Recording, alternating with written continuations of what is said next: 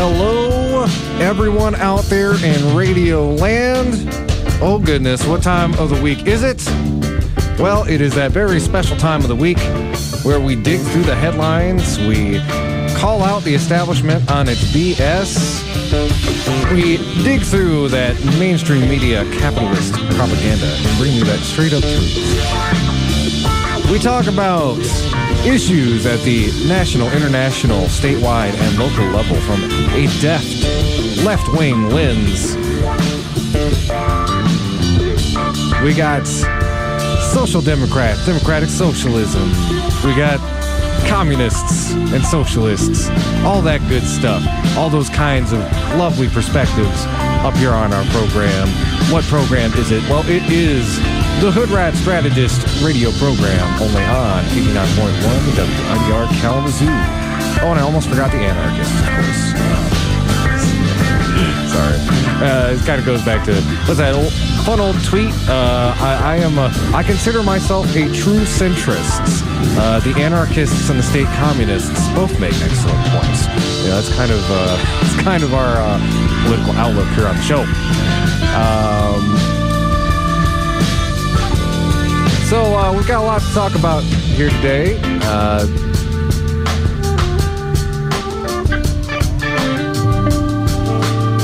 And again, the primary is heating up. Oh man, we're going to be talking about that. I don't know if y'all heard. Well, if you've been watching YouTube, listening to the radio, or watching TV, of course you've heard about Mayor Bloomberg and his aspirations to. As we dig into it later, I remember something I said in the wake of the 2016 primary just a few years ago. Something along the lines of, 2016. Oh, excuse me, sorry. Didn't realize the music was that loud. 2016 was something of an experiment. What happens if you actually get what is it, a decent human being, or at least somebody who ostensibly seems to give a crap about the working class to run for president? And we saw how that experiment ended. They cheated him out of it.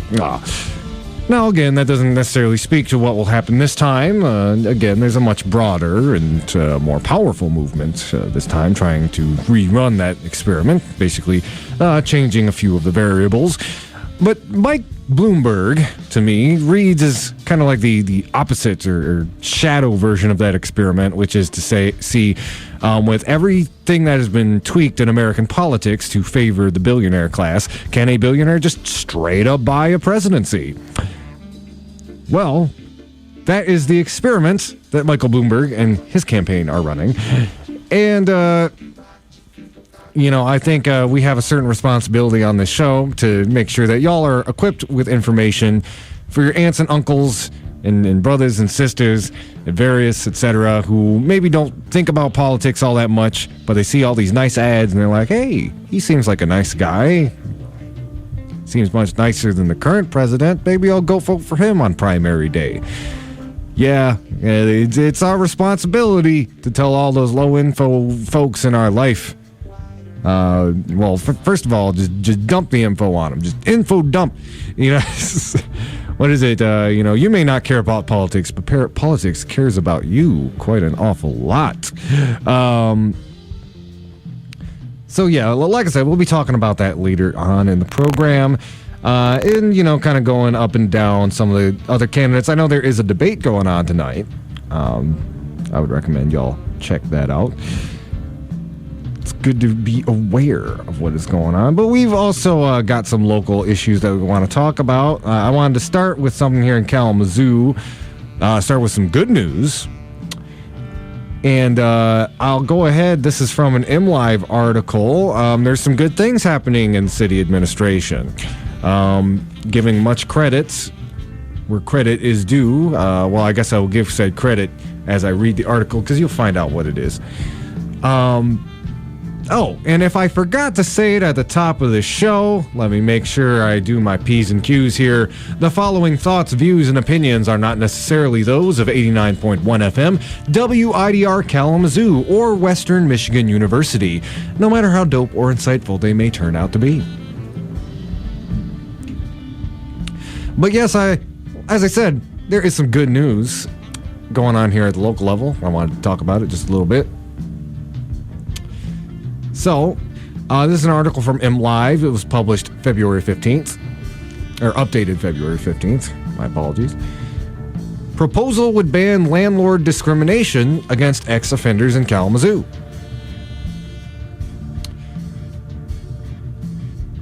This is written by Brad Devereaux. The Kalamazoo City Commission will discuss proposed ordinance changes meant to address structural racism and inequality in housing, including banning landlords from discriminating against potential renters based on arrests or convictions, among other charges. A work session on the topic will be held beginning at 6 p.m. Monday, February 24th, in the community room at Kalamazoo City Hall, 241 West South Street. No action is scheduled for the upcoming meeting, and the Kalamazoo City Commission would have to approve the changes before they take effect.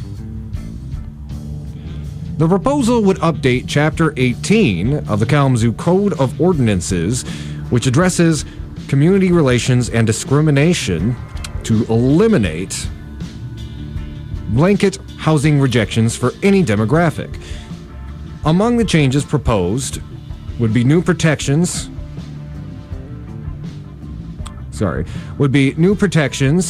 for people using housing vouchers or county ID cards,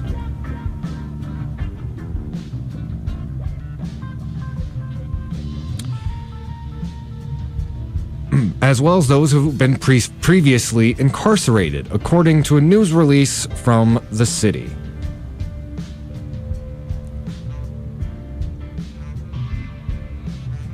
Sorry, everybody. I was kind of multitasking over here. Sorry, not very professional, but anyway, I digress.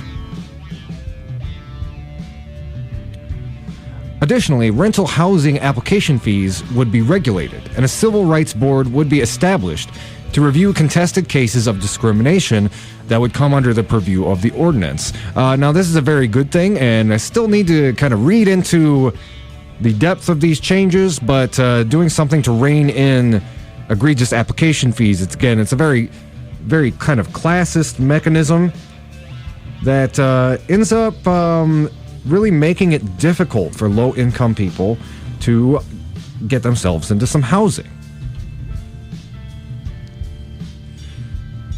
It is necessary to address access and barriers to rental housing, Kalamazoo Vice Mayor Patrice Griffin said in a prepared statement.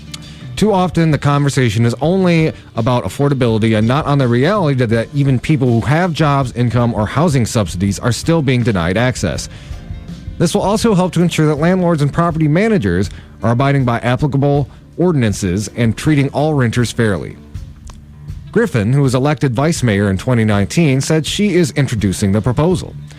The change to ban discrimination based on convictions is meant to make landlords look at other factors beyond just the conviction and stop landlords from using blanket policies to deny people based on convictions. It is really about giving them a chance to show they could be a viable resident, Griffin said. It would not require landlords to rent to people with convictions, Griffin said. It doesn't eliminate the landlord's ability to screen tenants. It's intended to decrease a landlord's opportunity to discriminate. Portion from the proposed ordinance reads, no person shall use any criminal history information other than convictions contained in a conviction record to deny an individual any aspect of housing. An individual's conviction record may only be used to deny the individual any aspect of housing if the landlord considers an applicant's conviction record on a case-by-case basis using objective criteria and taking into account such factors as evidence of rehabilitation or other mitigating factors. It goes on. The changes are meant to deconcentrate areas of poverty or areas where people are forced to live with no other option and create a healthy housing flow, Griffin said. Griffin, whose family was once forced out of its home because it became condemned due to an electrical issue, said she has seen the housing issues in Kalamazoo firsthand. Conversation is often about building more housing, but more has to be done than just building, she said. I knew it wouldn't address the barriers people have to get into housing, and it wouldn't matter if we built more, she said. The proposed ordinance is a collaboration between several community partners with expertise and firsthand experience in these areas, including the Interfaith Strategy for Advocacy and Action in the Community, that's Isaac, and Truth, Racial Healing, and Transformation, that's TRHT, in Kalamazoo. At Isaac's 2018 public meeting, elected officials and public leaders in attendance agreed that updates were needed to address these issues and committed to supporting these changes, according to the city's news release. Griffin said the proposal has been in the works for about a year and a half. The public is invited to give additional input at the work sessions, she said.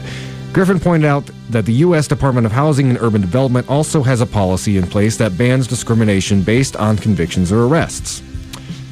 Kalamazoo City Attorney Clyde Robinson said convictions such as drug use, drug manufacturing, fraud, property destruction, sexual offenses requiring a person to be on a sex offender registry, and others could be the basis for an application denial if the landlord also considers the totality of the applicant and the other factors of the housing being rented.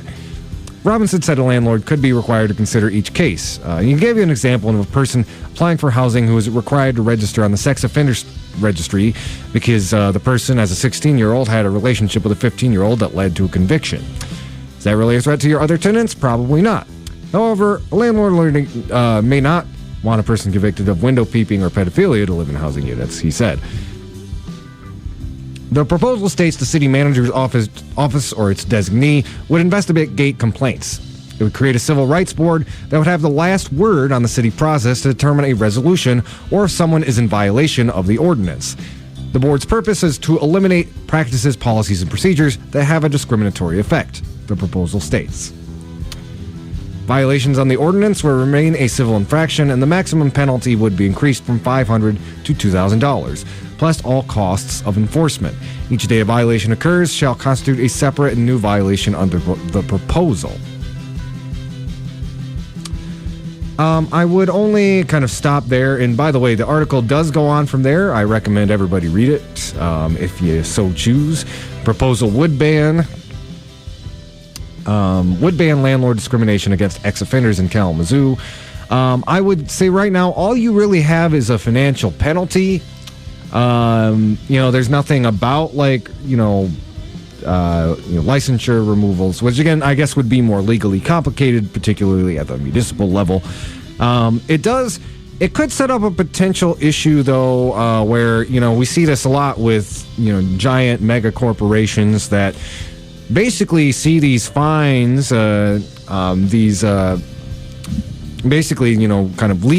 legal financial designations as kind of the cost of doing business. So some of them could, if they had enough capital, just willfully violate the city ordinances and just deal with the fee or the fine later. Now, granted, even some of the more dubious landlords and property management companies around town do operate under more slender margins than, say, a major multinational or just national corporation, say like Berkshire Hathaway. But at the same time, is it really going to stop somebody with a whole lot of capital from doing it again? Well, potentially. You say, I do like that, you basically do have a multiplier applied to the people who do not correct or, face these violations in a timely manner.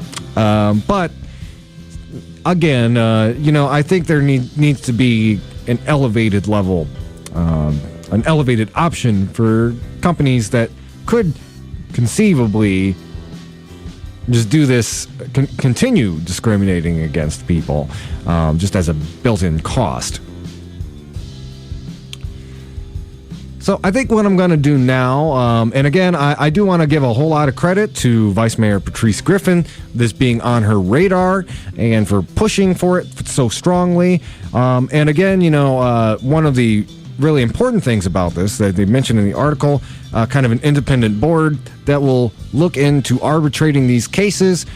Again, one of the main problems with, the preponderance of scumlords in the Kalamazoo area is not necessarily that there aren't rules and laws written down on the books. It's that they are seldom enforced. Again, even a lot of the property management companies on slimmer margins than a multinational corporation will essentially, excuse me, as, a cost of doing business, engage in a sort of willful housing discrimination. And I had an extra thought along with that, and it kind of ran away from me. I'm sorry. So, to the extent that landlords, whatever it is they do, whether it's housing discrimination or just kind of a dereliction of duty on their end while they actually have active tenants in their properties, they get away with it because there's not much of a robust enforcement mechanism to go after bad landlords when they are acting bad. My only hope is that this board could be expanded out to deal with other kind of tenant-landlord mitigation issues that are above and beyond simply application discrimination.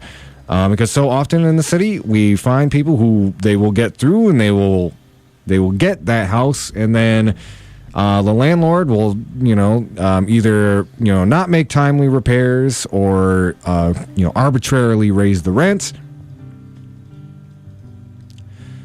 Or, unjust eviction. Anyway, again, I think there's still a lot of room for more equitable housing policies here in the Kalamazoo area, but this is a tremendous start.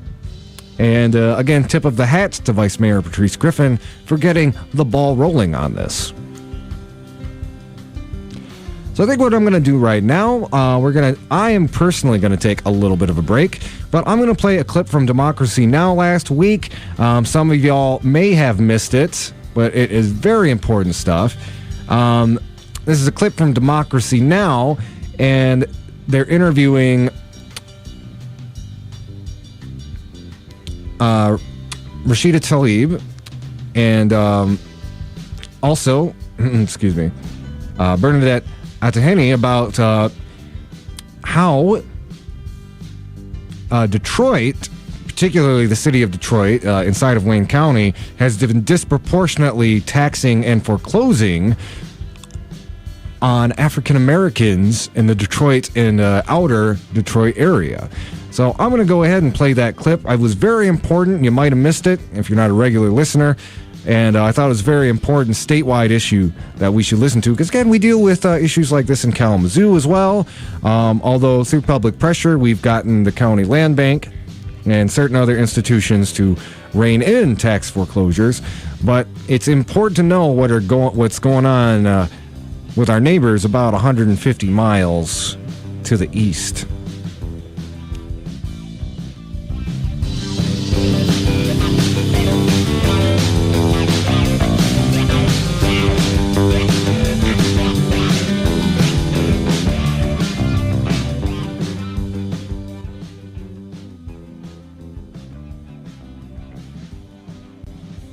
Well, we begin today's show in Detroit, where a showdown between grassroots activists and the city is shining a spotlight on racist housing policies that robbed African Americans in Detroit of their homes and widened the wealth gap. On Thursday, with the support of Democratic Representative Rashida Tlaib of Michigan, the Coalition for Property Tax Justice announced a class action lawsuit against the city of Detroit, Wayne County, and the state of Michigan in response to unfair property tax foreclosures. 1 in 4 Detroit properties have been subject to property tax foreclosure, level comparable only to the foreclosure rates during the Great Depression. And according to legal experts, many of them were caused by illegally inflated property taxes that violated the state's own constitution. Even though Detroit tried to fix the problem in 2017, it's still overvaluing the lowest priced homes. This is lifelong Detroit resident Sanja Bonet speaking during a press conference on Thursday. In 2015, her home was illegally foreclosed by Wayne County, which includes the city of Detroit. Right now, what I tell the community every time I go out it feels very personal to lose your home.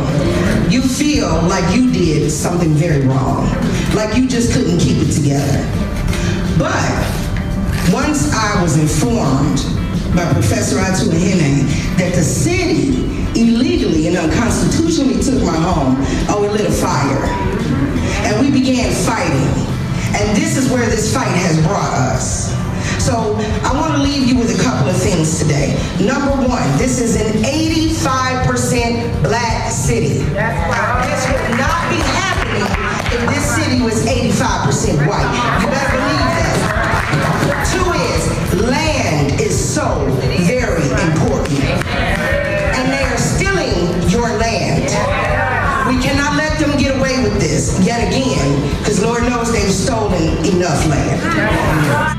Detroit is now 80% African American, and 40% of Detroit's residents live below the federal poverty level. But as downtown Detroit becomes increasingly gentrified, thousands of Detroit's longtime residents, mostly African-American families, have lost their homes to foreclosure for property taxes they should not have been paying in the first place because the poverty tax exemption excuses those in poverty from paying. Well, for more, we go to Detroit, Michigan, where we're joined by Democratic Congress member Rashida Tlaib of Michigan, who's worked on this lawsuit from before the time she entered Congress. And we're joined by Bernadette Atuahene, a professor at Chicago-Kent College of Law and research professor at the American Bar Foundation, member of the Coalition for Property Tax Justice. She's most recent study is titled Predatory Cities, forthcoming in the UC Berkeley Law Review later this month. We welcome you both to Democracy Now! Congressmember Tlaib, you went back to Detroit for this major news conference. Talk about why this is so critical in your town, in your city of Detroit. You know, I represent the third poorest congressional district in the country out of 435 congressional seats in the nation, and the human impact of what it feels like to not be offered the same equal rights that the majority of other Michiganders were getting. I mean, the due process of being able to get notice, to be able to have the right to appeal, but also the right to have your home assessed every year as required by not only the city charter, but the Michigan State Constitution. So many of my residents, before I ever got elected, were coming to the Sugar Law Center for Economic and Social Justice saying, something's not right here. I don't know. Why did I get this after the deadline?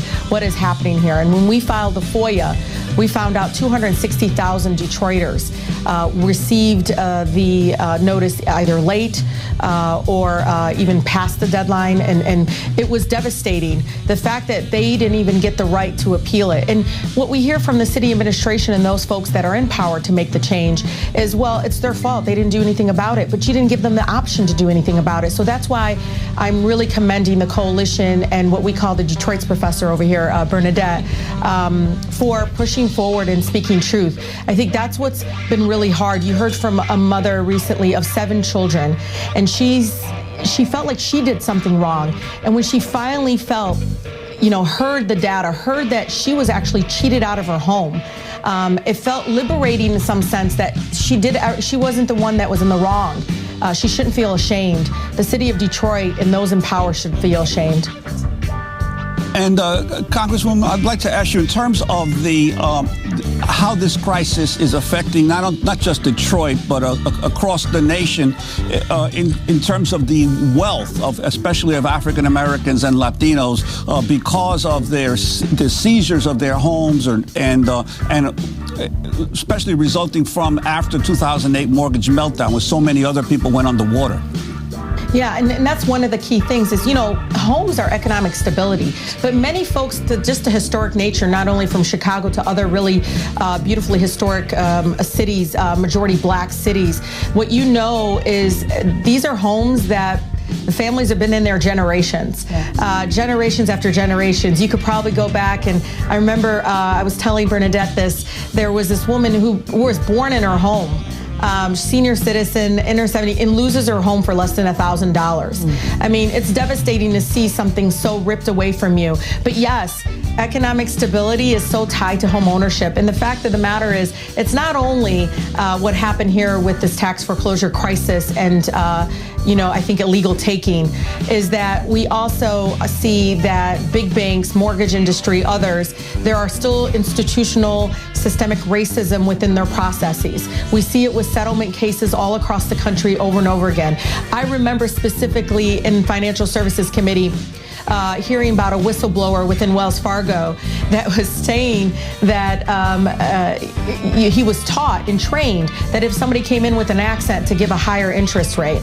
So our communities of color all across the United States are facing barriers after barriers and these structural kind of racist approaches and processes. To me, what happened to many of my Detroit neighbors and not being offered due process and getting their homes taken away from them was completely wrong. The devastating part of it too was after I got into the United States Congress, when I found out millions of dollars that was sent to Detroit to address the blight, to address this housing crisis. When I found out that Detroit was ready, and I already had known this, Detroit was responsible for much of that. So the federal government is trying to fix an issue that was created by the own city administration is wrong. Look, it's in the charter. It's the law of the land and the city. You're supposed to assess people's homes. Walking away from your responsibility and your duty, saying that, everybody got notice, but you gave them notice after the deadline that they could actually appeal, is simply wrong. And I think if you ask anybody across this country, the access to fairness and due process is so key. And that's why I think the class action suit is important. Not only do we have to fight in the streets to tell the truth and tell our stories, also onto the House floor of Congress or many other local governments, but also through the courts. Do we have to demand that we're treated with respect and dignity, to take people's homes away from them, where their children live, their neighborhood, everything is ripped from them, all because somebody decided they didn't deserve it. They didn't deserve the process or equality and due process that everybody else gets around the state. Professor Bernadette Atuahene, you teach at Illinois Institute of Technology at the law school there. You've done deep research into the racial wealth gap. If you can talk about the facts and figures behind this lawsuit, what it has meant, and how the Detroit mayor is currently responding to the class action suit and dealing with this illegal seizure of tax money or throwing people out of their homes. Yeah, thank you, Amy. So the first thing I want people to know is in Detroit, we have 1 in 4 homes that have gone through property tax foreclosure. 1 in 4. We haven't seen this number of property tax foreclosures in American history since the Great Depression. So the real question is, what is going on? And so I've done research that shows that between 2009 and 2015, anywhere in each of those 7 years, anywhere between 55 and 85% of properties were being assessed in violation of the Michigan State Constitution, which clearly says no property is to be assessed at more than 50% of its market value. And then when we looked at which houses were being overassessed, we found that 95% or more of the lowest valued homes were being overassessed, while the highest valued homes were actually being underassessed. And so the next study we did is because anytime you do research in Detroit and you don't deal with race directly, you're doing everyone a disservice. So the next study we did is we looked at Wayne County. And we looked at all the municipalities of Wayne County, and there's 3 that have a supermajority of African Americans, 70% or more: Detroit, Inkster, and Highland Park. And each of those majority black cities were being subjected to these unconstitutional tax assessments and foreclosures at a greater rate than the majority white cities. The third and final study we did looked at the relationship between these unconstitutional tax assessments and foreclosure rates. Because in fact, there's lots of things that can cause foreclosure, right? Poverty, a death in the family, etc. And so we needed to hold all of those variables constant to really isolate the effect of this one variable of unconstitutional tax assessments on foreclosure rates. And we're able to say that 10% of these historic rates of tax foreclosure in Detroit would not have happened but for these unconstitutional property tax assessments. That's 10% of all foreclosures. And when you look at just the kind of lowest valued homes, we're able to say 1 in 4 or 25% of those foreclosures would not have happened but for these unconstitutional property tax assessments. The city and the mayor in specific, their response to this overwhelming empirical evidence of illegality is to say, you know, if you thought you were being overassessed, you should have in fact filed an appeal, right? So moving the blame, the onus from the city to do the property tax assessments correctly to homeowners to, you know, saying they should have appealed. But what this lawsuit is all about, as Representative Tlaib has so clearly pointed out, is about the fact that the city did not even give people a chance to appeal. Why? Because in 2017, they mailed the property tax assessment notices late. And so they mailed them, in fact, late after the appeal deadline, meaning that Detroiters did not have an opportunity to appeal these illegally inflated property taxes. And that is the heart of this particular lawsuit. It is a due process lawsuit.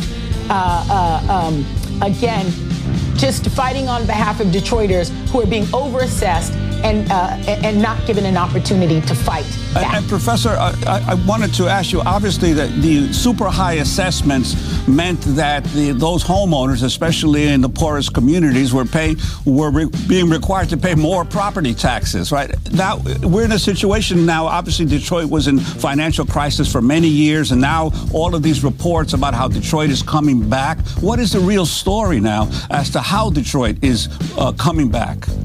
That's right. And let's just put this in context. Detroit has the highest property tax rate in the state of Michigan. It has the second highest tax rate in the United States. On top of these already high tax rates, they're being illegally assessed, meaning on top of the highest tax rates in the country, they are now being taxed even more, right? And so that's the starting point. And when you, what was the question again? Well, they keep saying Detroit's coming back, Bernadette. Oh, yes. And one of the things you should know is if you go to my neighborhoods, they don't think they're not coming back from whatever the heck their folks are saying they're coming back from. Poverty among children has actually increased in the city of Detroit. You see neighborhood after neighborhood that's been left behind. When they say come back, they're talking about the 7.2 miles. Yes. If you look at the census tracts, some of the wealthiest census tracts within the city of Detroit. They're talking about billionaires Dan Gilbert and the Illich family who continue to take tax giveaways from our school aid fund while literally down the street for their hockey stadium, for their for-profit development, while down the street we have schools that don't have clean drinking water. We have schools that literally are closing down, these neighborhood schools that have been part of our anchors within our neighborhoods. So it is hard because I've actually had a senior citizen tell me, Detroit's coming back from where? You know, and why are they continually talking about only the downtown area and the surrounding kind of areas there? It's like an island, because anything beyond that island is real, true poverty. And people from those that can't afford their water bills, that literally one day their water gets shut off, the next day their children are being taken away from them. I mean, because they're saying, oh, they're negligent. But this is the same amount of money they're using for the for-profit industry that's even there for foster care. They won't even use it to help a woman get her water put back on. I mean, the hardship that we see our families facing, these are working class families. And even the young, the mother of 7, Sonia, she was saying that we're the ones out there in the restaurants that you don't look up and look at. We're the ones that are among you and your neighbors that have been part of the city of Detroit for so long. But they feel very truly left behind, not only with what's going on with property taxes, but what's going on, the devastation of our water shutoffs, the devastation of what's happening to our education system and so forth, the disinvestment in our neighborhoods that are surrounding downtown Detroit is extremely put such a tremendous hardship on so many of our families. And we at the Coalition for Property Tax Justice like to think of the comeback story as a tale of two cities. Yes. Right? Because you have downtown Detroit. In downtown Detroit, the developers there are getting tax subsidies and tax breaks, when in the neighborhoods, they're being unconstitutionally assessed and foreclosed on at historic rates. So when you think about Detroit coming back, again, as Representative Tlaib said, it's about a comeback for 7 square miles that includes downtown. When you look at the rest of Detroit, the majority of Detroit, and let's get real, Black Detroit, there is no comeback. That's right. So, Congressmember Rashida Tlaib, I wanted to ask you about a related issue, and this is at the presidential campaign level. Democratic presidential candidate Michael Bloomberg facing criticism over this recently resurfaced video clip that shows him blaming the 2008 mortgage and financial crisis on the elimination of the long-standing racist lending policy known as redlining. This is Georgetown University President John DeGioia speaking to Bloomberg in 2008. You've made some reference to the elements that led to where we are today. Could you go a little bit deeper and tell us from your perspective, how did we get here? What are the root causes of the crisis? You can go back. I would say it probably all started back when there was a lot of pressure on banks to make loans to everyone. Actually, let's go ahead and stop right there. Sorry, I got a little sidetracked for a minute. We're going to go ahead and take a quick little break. When we come back, well, like I said, we've got a lot more stuff to discuss on the program here tonight, so keep it dial locked. This is the Hoodrat Strategist radio program, your only source for political revolution.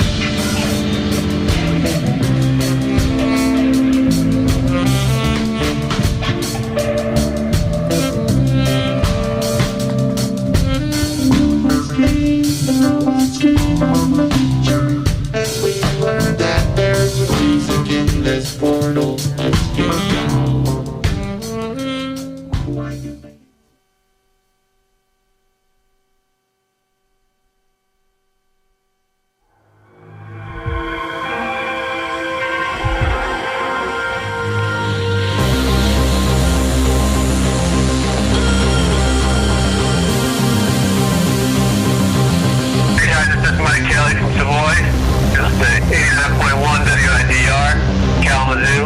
Thanks for listening. Depression can take many forms. It can feel like static in your brain, or as if everything around you has lost meaning. It can debilitate even the strongest of people. 89.1 WIDR is here to tell you that there is help and a way to improve mental health. WMU offers counseling for all students in the greater Kalamazoo community at Syracuse Health Center. There is no need for an appointment for first-time visits. Open counseling times are Monday, Tuesday, Wednesday, or Friday from 8 a.m. to 4 p.m. or Thursday from 10 a.m. to 4 p.m. Syracuse is located at 1903 West Michigan Avenue, Kalamazoo. For more information, please call 269-387-3287 or visit www.wmich.edu/health center.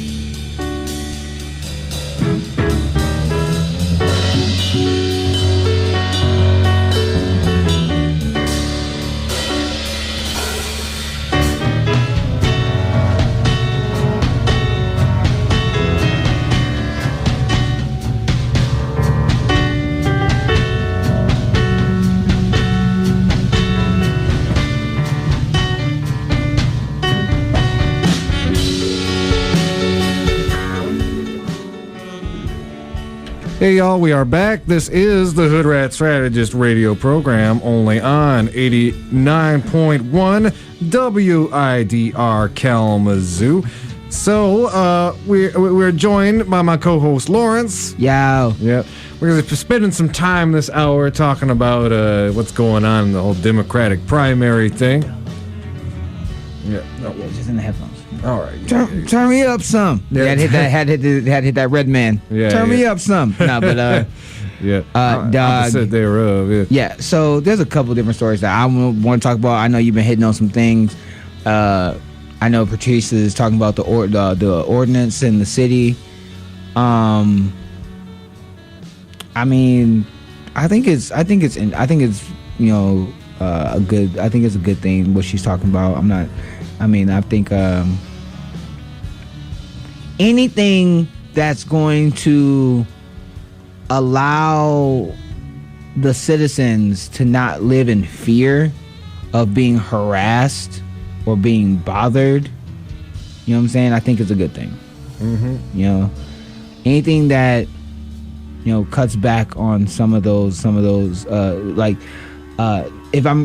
forgive me if I'm wrong, but that ordinance is like about if I'm walking down to Polar Bear or something, right? Or I'm walking down to J&A or I'm just on the north side, and the cops feel like stopping me and bothering me. Oh no, this is the housing discrimination. Oh no. ordinance. Oh my bad. I was confusing different ordinance.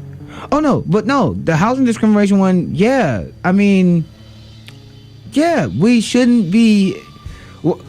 Who is like the question that I want to ask? Because if there's pushback on this, I want to ask them: you're pro segregation, you're pro redlining, because that's basically what she's fighting against. Now, if you support Bloomberg would say yes, I am for pro redlining, which we are actually going to get to that video. We're going to actually get to that video of him actually basically saying that and blaming black and Latino people for the 2008 financial crisis because of the lack of redlining. Yeah. You saw that video? Mm-hmm. Dog. Yes, I did. Dog.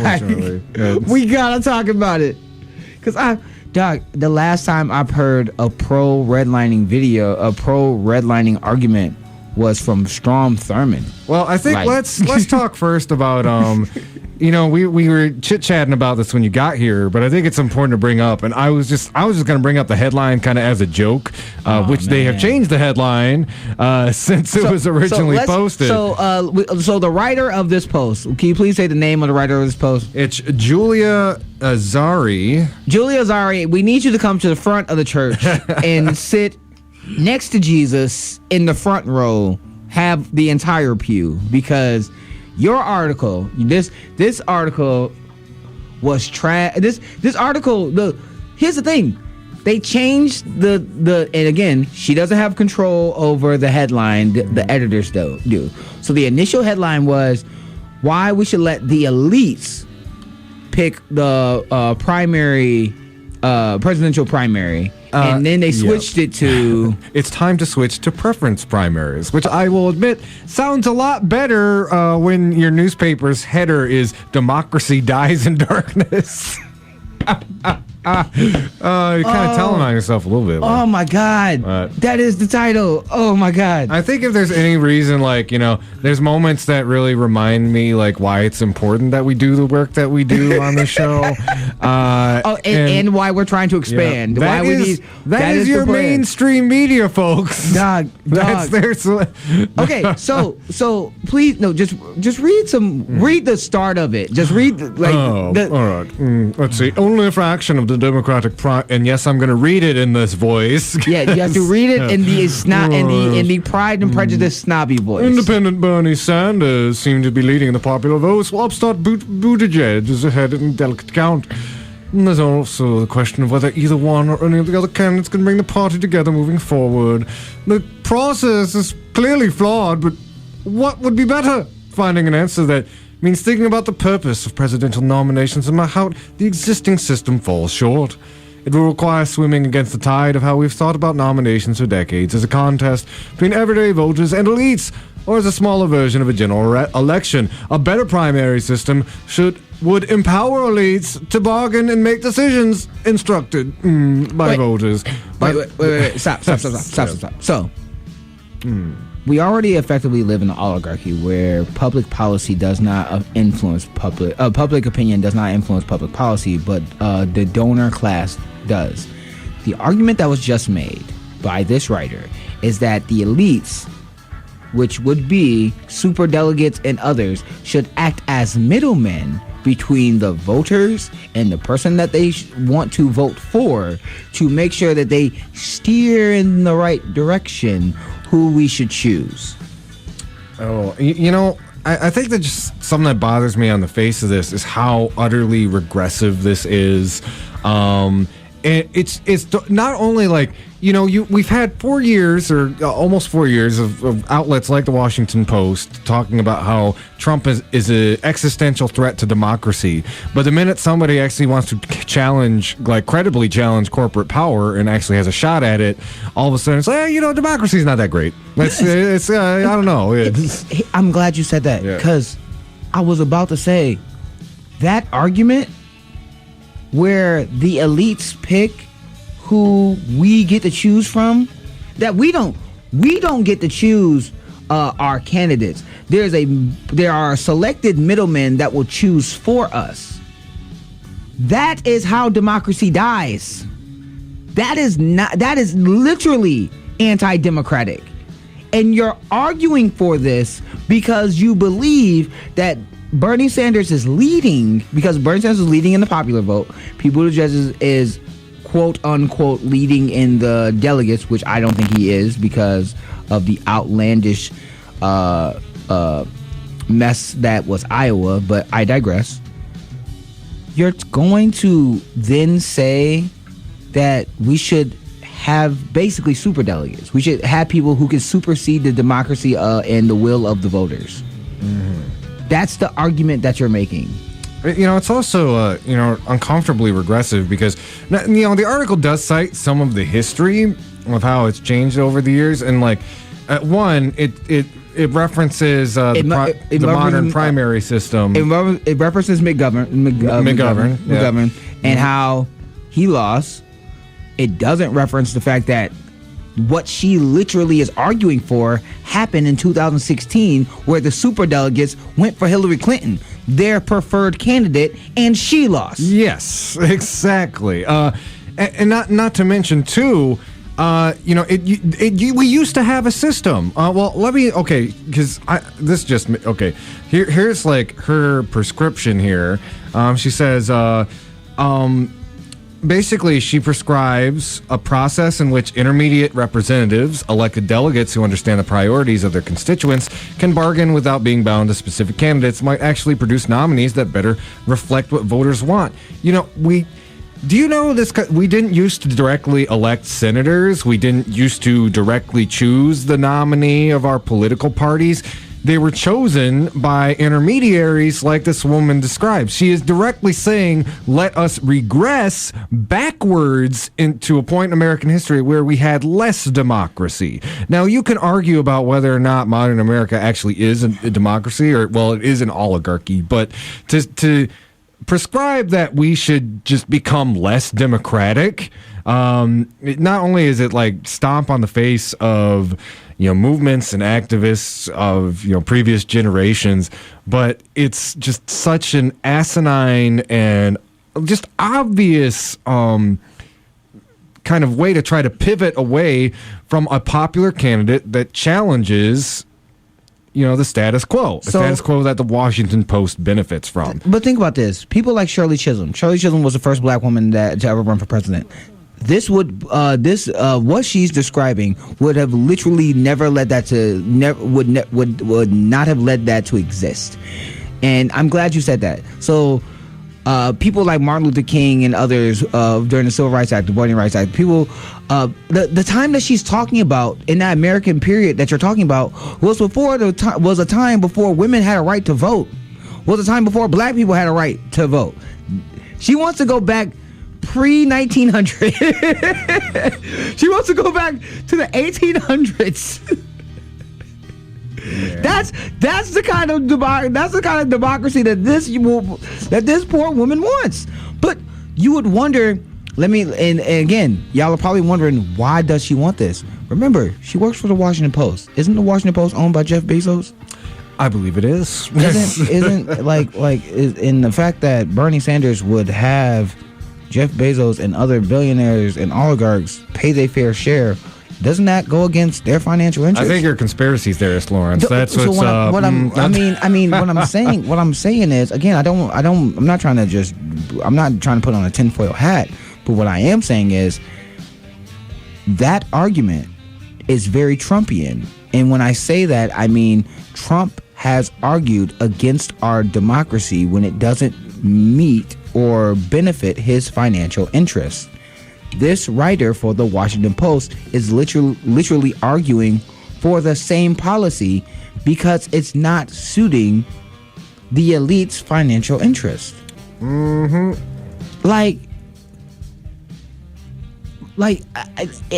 I missing something?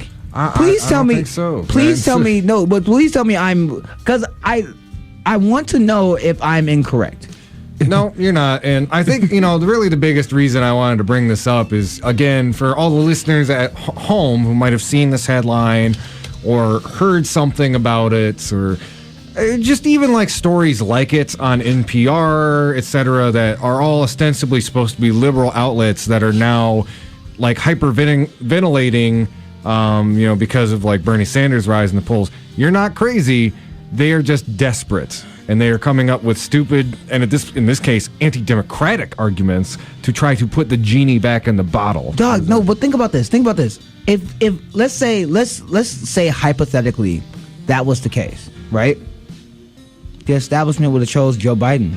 They would have chose Amy Klobuchar. They would have chose Pete Buttigieg. They would have chose Kamala Harris. They would have chose Cory Booker, Beto O'Rourke. Nate Silver at 538, when they did their polling of the top 4 candidates who they thought was going to be the heavy hitters to watch for, they chose Joe Biden, Kamala Harris, Beto O'Rourke, and Christian Gillibrand. I think only one of those is still in the race, and they are placing 4th and 5th in every contest they are still active in. But think about this. Also, I want everybody also to think about this. And I want everybody to, when you are having these conversations with people, what's more harmful for democracy? That the Russians and other people are spending money in our economy, spending money on clickbait farms and things like that to influence voters, or actively advocating for a system that takes the will of the voter out of the equation? Exactly. And I think this kind of flows into something we'll be talking about next, but we've got a unique situation in 2020. I don't think you can even really draw parallels to 2016, because even though Trump was a billionaire, he wasn't completely self-financing. As a matter of fact, he kind of went out of his way to use as little of his personal fortune as possible.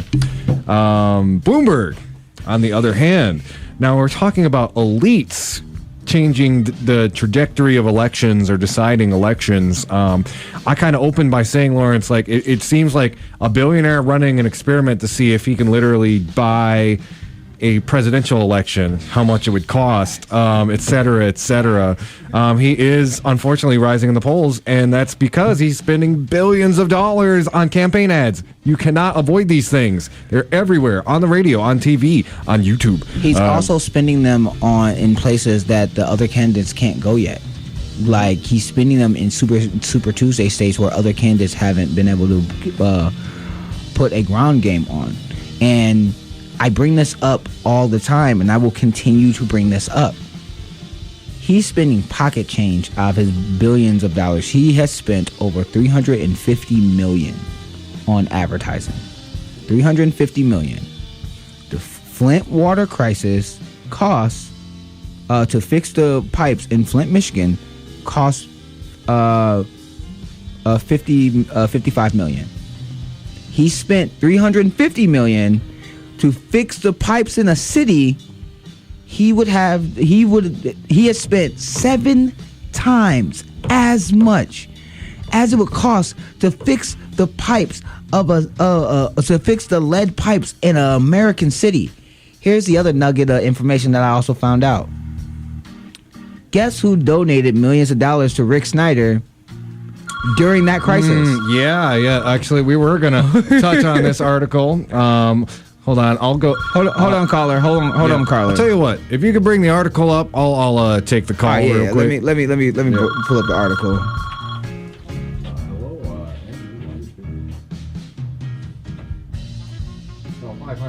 Okay, thank you. We have 500 million. Okay.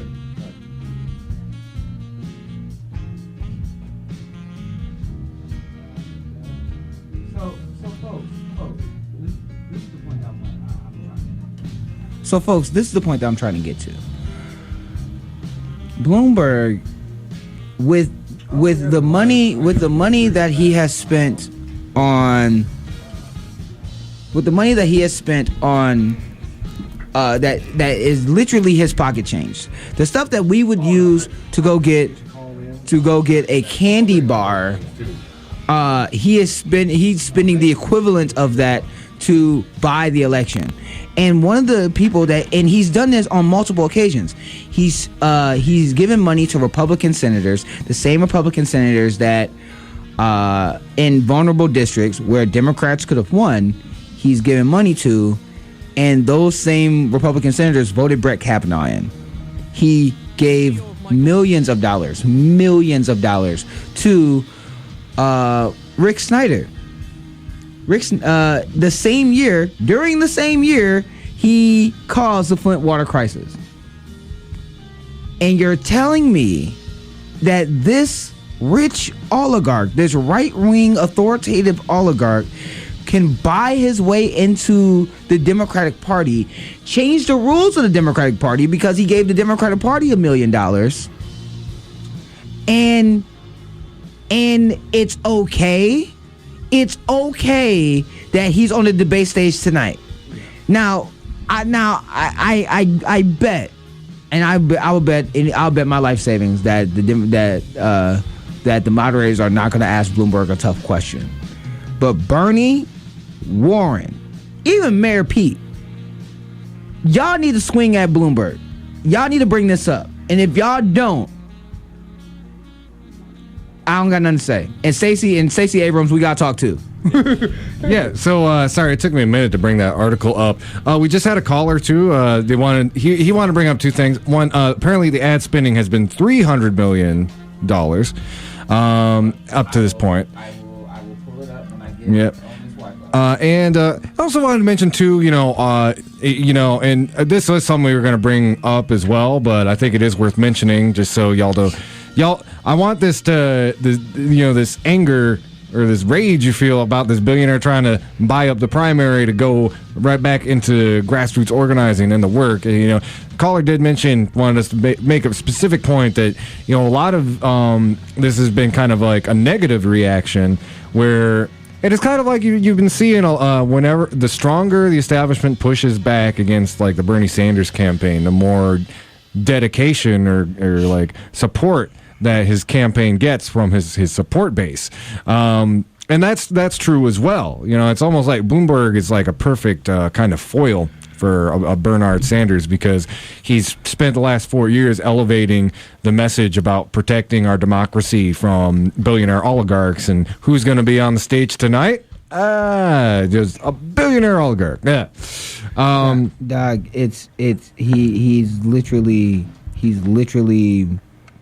he is the walking definition of why the pledge that the Justice Democrats had of you don't take corporate PAC money and super PAC money, he is the literal walking definition of why that's necessary. Because he's also giving money to those other candidates. Like, that's not a joke. That's not a punchline. That's real facts. Yep, and I wanted to read a couple things. This is actually an older article, but it's from 2014. Bloomberg spent $3 million backing Rick Snyder. I want to just put some figures to what you mentioned earlier. $3 million to his re-election campaign, the most he contributed to any candidate as part of a $40 million effort. Bloomberg told Politico that Snyder is an extremely competent guy who took on the unions. Again, to get Detroit and Michigan going in the right direction. He was reelected despite being attacked by the union. This, by the way, for those of you who don't understand, Bloomberg has been explicitly anti-union for most of his career. I think just until the last couple months when he decided to run for president under the Democratic ticket. Oh no! Actually, we're gonna play some videos of that too. Like that. Like we're not tripping. We gonna play some videos of that as well. But just going on. Okay, wait. This is from Bloomberg News. This is from Bloomberg News. That's from January of 20. This is from January 2020. Bloomberg January 22nd of 2020. Bloomberg spent $250,000 on ads. That was hold on. Washington Examiner. This is 3 days ago. I don't know if I should trust the Washington Examiner, but this was 3 days ago. Data from political ad tracker. Cutter CMAG shows that the former New York mayor Michael Bloomberg has spent roughly $417.7 million as of Sunday morning, which is according to CNN's David Wright. Also includes future advertisements. Yeah, right here. It's right here. Future reservations.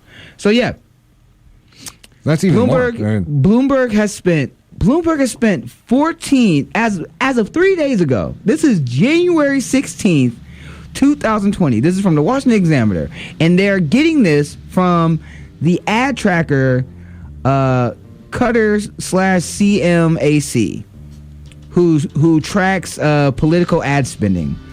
Bloomberg has spent $417.7 million on ads. So he has spent 8 times as much as it would cost to fix the Flint water crisis. Roughly. Roughly. That's insane.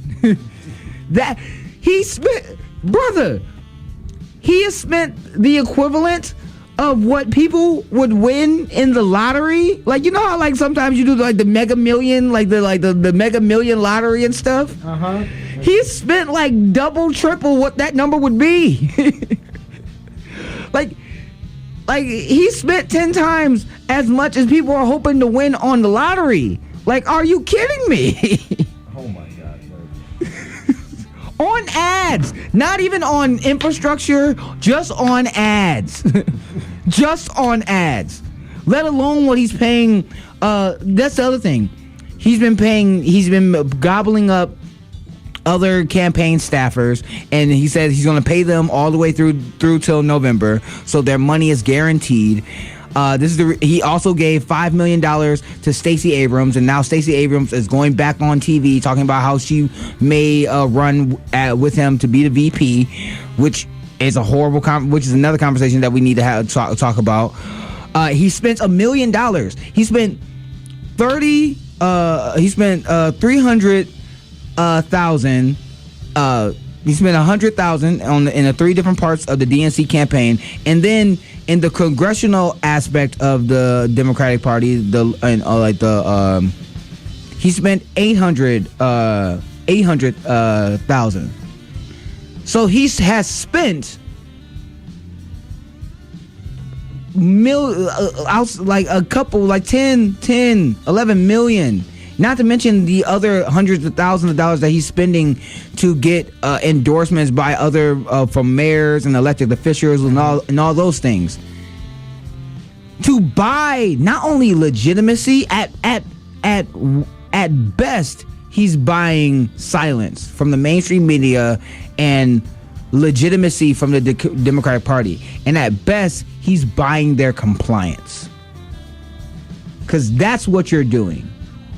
And if you do not see that as a threat to our democracy, then I do not know what's wrong with you. Like, and that's before we even get to the repugnant policies that he stands for.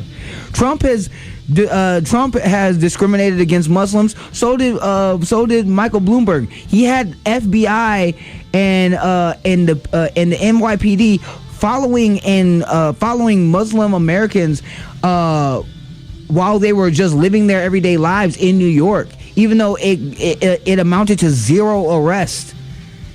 He advocated for stop and frisk. He denied the Central Park 5 money. He used taxpayer money, $6 million from taxpayer money, to not give those brothers the restitution they deserve. Donald Trump took out a full-page ad and said those brothers should be executed. When they found out that the DNA evidence didn't match, he said they should stay in jail anyway because they did something wrong. So I'm sorry, I was over here just doing some math. And we've got some more of that list to read off, but I just wanted to shoot some numbers at you. So I crunched the numbers around my yearly salary, my yearly pay, versus how much I spent to run in the recent election, which is about $4,400 if I remember off the top of my head. Okay. And thus far, Mike Bloomberg had said spent $400 million in ad buys, right? So 17.7 million. So I just tried to think, it's like, okay, so how much like of a real difference is that?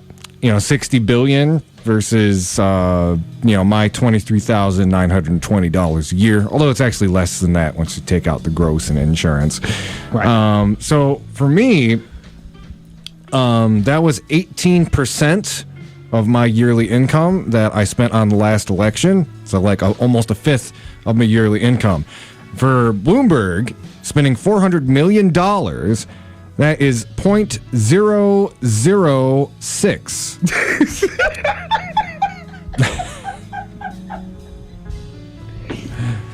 Wait. Wait. So 0.006. Yes. So if I remember correctly, and maybe my math is wrong, that's because you got the 10 spot and you got the 100 spot. Mm-hmm. And then right after the 100s, you got, what was it? There's like 10 billion has 9 zeros, so 60 would have 10 zeros. So right. Yeah. So wow. Like, that is, I'm trying to think of the equivalent. I'm literally trying to think of the equivalent of what that would be. That's like do you remember penny candy? Do you remember going to the corner store and getting penny candy? Yeah. Like those little like little Twizzlers and things. Yeah. Mm-hmm. And then when I got to middle school, it went from penny candy to 2-cent candy because it went up with inflation because in 2001. So. And then they used to put those little penny candies in bags, and then they would sell them for like 30 cents. But you had like 30 of those things in there. Yep. That's literally like, for us, we're buying the bag, and that would be our equivalent. For Mike Bloomberg, he bought the city. Yeah. Like that's the literal difference. Mm-hmm. We're buying a bag of penny candy from a small mom and pop store that's around the corner from our house. He has literally spent, I think that's, correct me if I'm wrong. Okay, so No. Correct me if I'm wrong. He has spent more than the entire Kalamazoo budget.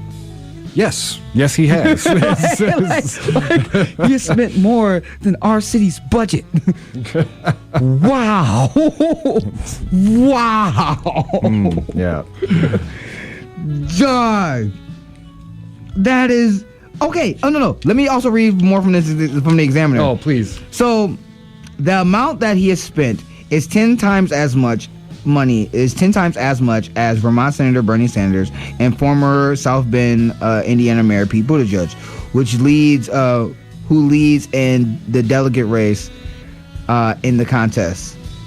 He has spent 10 times. The closest candidate that Mayor Bloomberg in spending is Tom Steyer, a fellow billionaire who has self-funded his campaign, who's poured about 193.6 million in ads. So Steyer's no better, because Steyer has spent double the amount of money it would cost to fix Flint water pipes, to fix the Flint water system. Did you? There was a great. Let me send you this article. Yeah. I got the thing. So Mehdi Hassan actually went in on Tom Steyer in an interview recently. If y'all, it's a good podcast, Deconstructed. There's something. It's like, what's funny to me is like Tom Steyer tried to go after Bernie recently too, and that's a whole nother conversation. Oh, he did. Okay, I'm gonna say that. He basically more or less like scolded him. It's like, if climate is like your big deal, why don't you give your money to a more viable candidate? It's just like kept yelling at him about all the other things he could spend his billions on. I'm like, damn, God, bro. Okay, so this is the redlining clip. Okay. Yeah, right here. This is I'm sending you the pro redlining clip right now. Oh yeah, this was some outrageous nonsense. I have no. The first one I just sent you was of Candace Owens, which is hilarious because she said something. She went on Laura Ingram's show and said something absolutely stupid. But no, you pass it. It's like within like the first 30 seconds. It's a little bit. Keep going. The clip that I'm pulling from. Oh no, that's not it. That's not the right one. Sorry.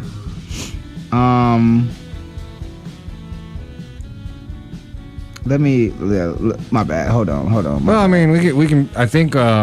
Let's. Did we play this clip last week? I forget. Which one? This one. No. That one. Of him talking about stop and frisk, him justifying stop and frisk. Yeah. I don't know if we played it or not. Let's just while Lawrence is looking up, if you haven't heard it, let's play this. Okay, so shout out. So before we do that, we got to give some shout outs. Shout out to Benjamin Dixon. He did the worst thing that you can do, and here it is. Here's the pro redlining thing. He did the worst thing that you could do.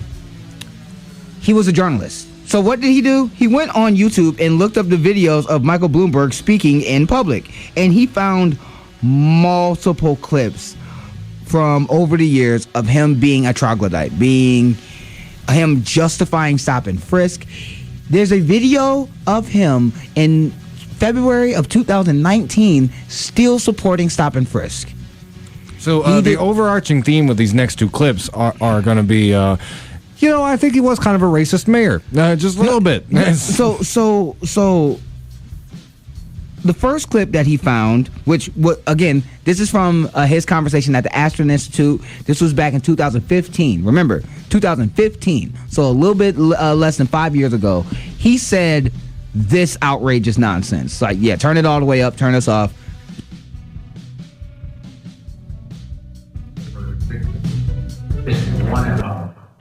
You can just take the description, Xerox it, and pass it out to all the cops.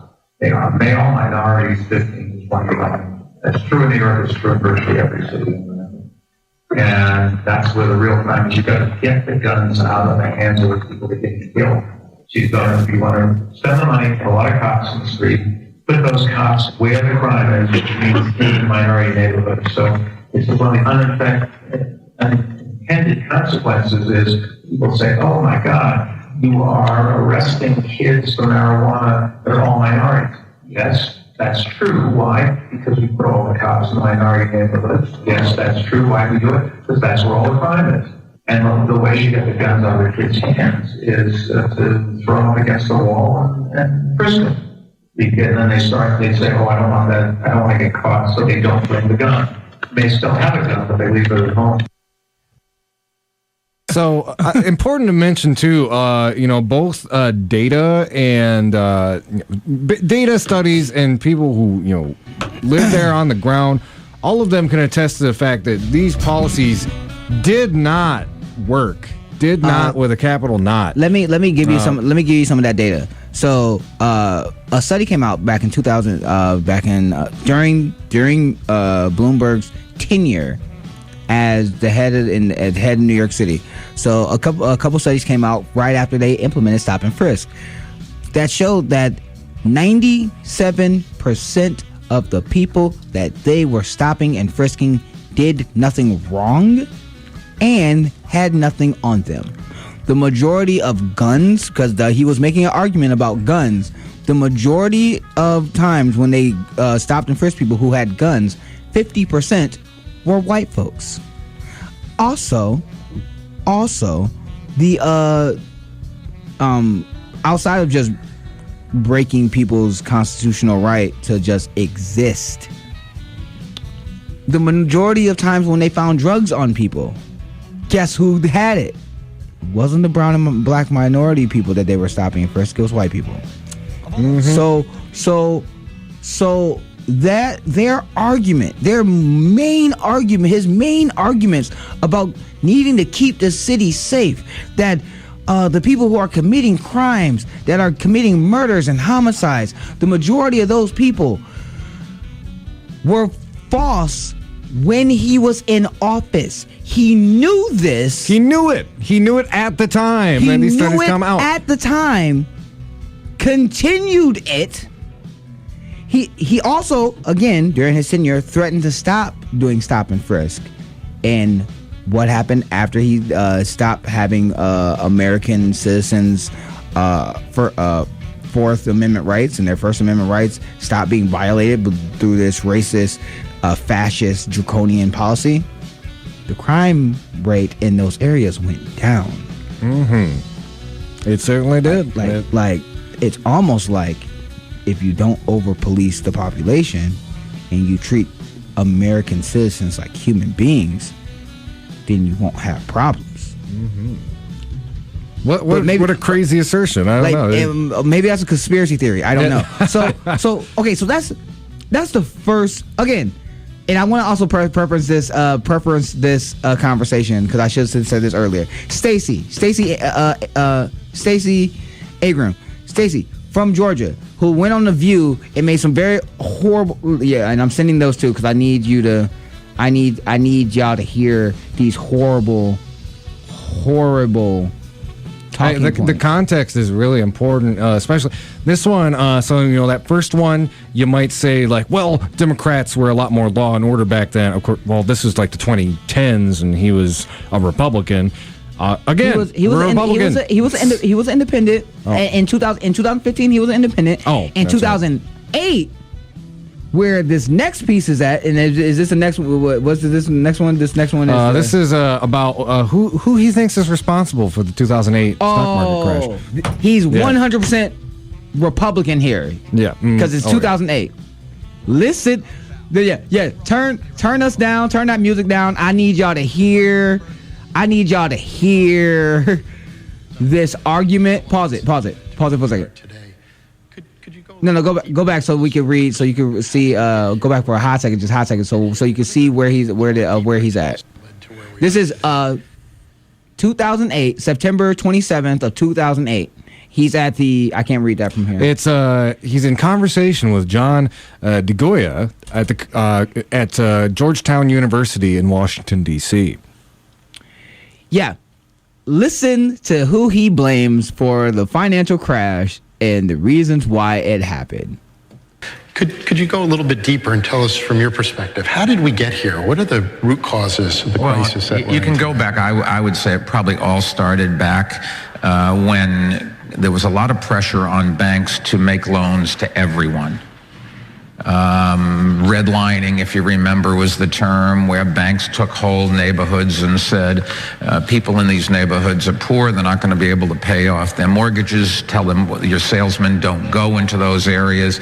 And then Congress got involved, as local elected officials as well, and said, oh, that's not fair, these people should be able to get credit. And once you started pushing in that direction, banks started making more and more loans where the credit of the person buying the house wasn't as good as you would like. Now, it's not so bad when the market for houses keeps going up, because the nice thing about making a mortgage loan is it's very secure. After all, if the borrower defaults, you simply sell the house and you have something that's worth more than the value of the mortgage. That assumes that real estate prices never go down, and we just discovered that they could. So pause it for a second. Pause it for a second. So, we got this from TYT. We got this from the Young Turks, and they played this video. Shout out to the Young Turks. And Cenk Uygur goes and explains why what he just said, outside of it being pro-segregation, literally being pro-segregation, why, one, he took away race out of the equation, because he says if you're just poor in these neighborhoods, that if you're poor in these neighborhoods, you weren't going to get the loans. No, that's wrong. White people who were poor in those neighborhoods were able to get loans. Black people who are not in those neighborhoods could not get loans and could not move from the where they were at. So he just erased race from the conversation, but then he blamed black and brown minority people for getting loans. Yeah, and anybody who does even just like, you can read any book, even by a lot of right-wing people about the 2008 crash, will admit that it was the result of wild, speculation. Those you had the housing crisis was so the bubble, they were trading on mortgage default swaps. And derivatives. Mm-hmm. Actually, the part that Cenk is about to explain, because Cenk Uygur actually explains it in a very elegant way, and he also explains why Mike Bloomberg is blaming minorities. That's also explained, because I want to play this clip. I want to play the rest of this clip so people could understand. He just did a pro-redlining talk there. That's unbelievable. In 2008. Yeah, that wasn't like 1978 and Corn Pop had come into the pool. That's 2008. Redlining is specifically it is a racist policy. That's like saying, well, I mean, there's a value in, that's like literally defending segregation, literally, and saying, oh, we're going to deny people loans in certain areas because they're black. And he's saying, well, that was the good old days. And when we stopped systematically discriminating against blacks and Latinos, it was those blacks and Latinos being irresponsible that caused the collapse. Wow. Okay, look, other than being deeply, deeply immoral, it's also deeply, deeply wrong.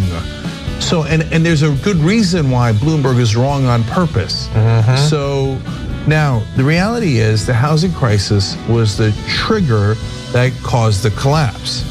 But what the bankers never want to talk about is that what the gun was. Okay, the trigger was the housing crisis, but the gun was derivatives. So what they would do is they would say, okay, well, let's make a bet here that they're going to be able to pay off this mortgage, and they would bundle them up in CDOs, and then they would say, okay, now let's make a bet on whether that package of mortgages is going to be solid or not solid, good or not good, paid or not paid, etc. And those bets would be multiples of what the original package was, 10 times as high. So when one of the packages collapsed, a package of mortgages put together, it triggered off the bet going wrong. So then they lost 10 times as much money, and it created a domino effect. Why? Because they had removed protections on leverage, so the banks could make wild bets, sometimes put $1 down, but make a $100 bet. So when you lose the $1, all of a sudden you're not losing $1, you're losing $100, which you don't have in the bank. And you did that by betting on these collateralized debt obligations and the derivative packages, et cetera. So I tell you all of that because there is a real answer as to why we had the collapse. And the bankers first pumped all that out into the market. Why? Because they were making money off of it. They're like, oh, go buy, oh, we got great mortgages for you. They were handing them out like candy, right? Oh, they would say oftentimes, oh, you don't even have to worry about filling it out. But it was irresponsible blacks and Latinos who are at fault. No, the bankers told them, I don't care if you have a job. I don't care if you fill out the information a lot of times, because we're not, like, the money we make on this mortgage, it's good and fine, but we're making the real money on the derivative bet, okay? So just go, and they're handing them out. Meanwhile, the entire time they're making commission and they're collecting all of that, and they took it home in bonuses and giant bonuses on those giant bets. Yeah. And then just when they thought it was gonna collapse, financial institutions like Goldman Sachs knew ahead of time, because they knew they packed it full of garbage. In fact, we know that because it's in their internal emails that came out later. They then turned around and bet against those same toxic assets that they themselves had created. And they called their own customers suckers, okay?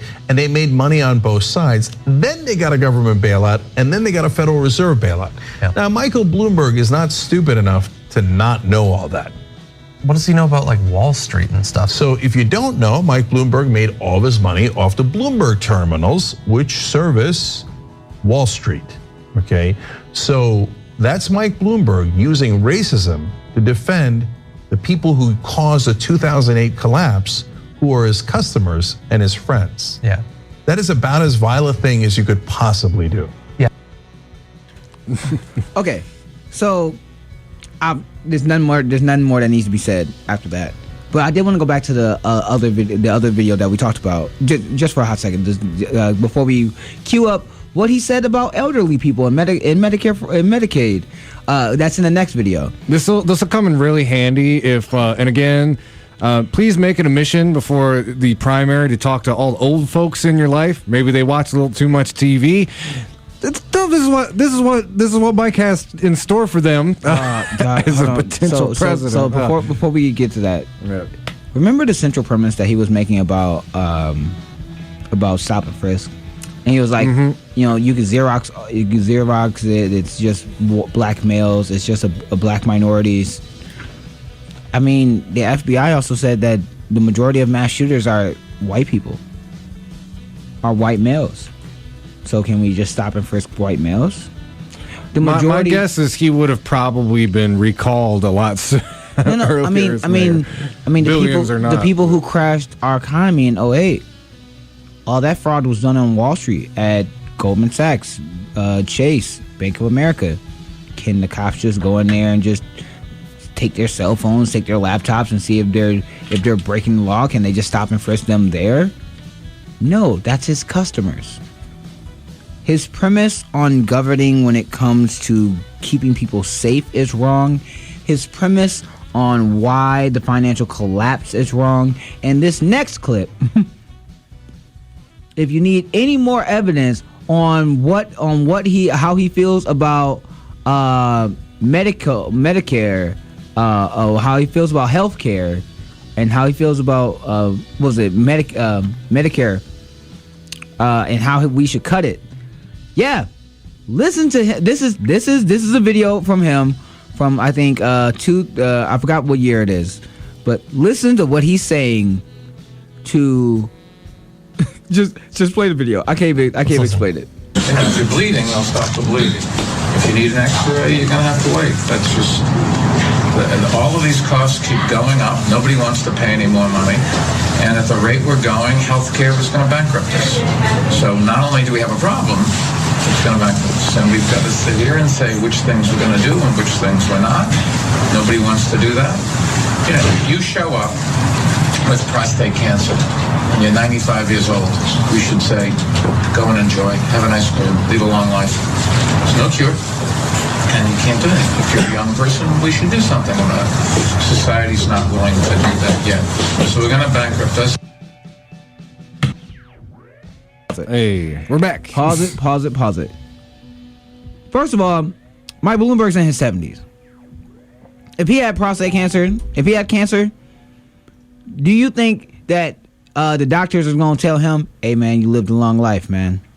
Go ahead and be free, man. You lived a long life"? No, he's going to say, "I have all the money in the world. You're going to cure me." That's what he would say. That's what he would do. Exactly. Like, how hypocritical is it? Like, I especially think of, like, Dick Cheney has had, like, a couple of life-saving heart surgeries that are completely out of the reach of anybody who's not, like, an elite or a billionaire or has those kinds of connections. This hypothetical straw man 95-year-old, it makes all the difference what class that 95-year-old is in. Dog, we don't even gotta go back that far. You remember Ron Paul? Ron Paul went to Canada. Remember, he's the libertarian who said that that universal health care is like slavery. Yeah. He went to Canada to get a hernia surgery because his neighbor beat the brakes off him. Yep. So he had to go get a hernia surgery because of a fight that he had with his neighbor. He didn't have that surgery in America. Oh, no. Went up north. He went to that socialist healthcare system. He went to Canada. He went to a place that said that has universal health care. Now, granted, Canada's system of universal health care, because Canada is so big, is broken up in sections. But the Ontario healthcare place that he went to was a private hospital. That hospital has 86 to 100% of its patients' funding is funded by their healthcare system. So, even if you say, even because the argument was, "Oh man, he's paying out of pocket. That's not fair." Okay, he's paying out of pocket.